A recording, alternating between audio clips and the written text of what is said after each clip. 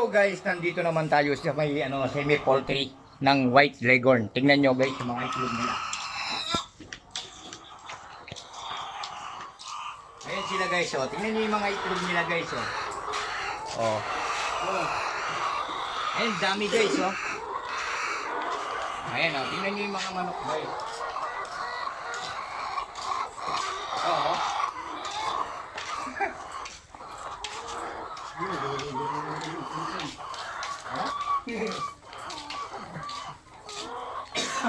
Ang ganda guys ng mga manok ni Sir Tim.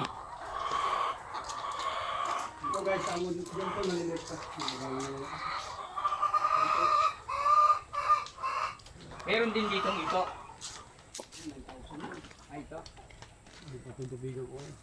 Ito guys, meron din pa pala rito. Ito, malalaki din. Dito. Balikan natin to. Ba't hindi pa kinukuha yung mga itlog para ilagay sa tray? Ayan o, tingnan nyo guys. Oh. Bilangan na pa. Ay, hindi mo na ilalagay sa ano? Ay, hindi daw muna ilalagay kasi binibilang nila guys yung kanilang... Oo.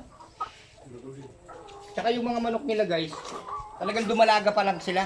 Dumalaga. Ito yung mga white leghorn yung sinasabi nilang pag mga umaabot ng mga 4 na taon tapos doon nila kakatayin. 3 years.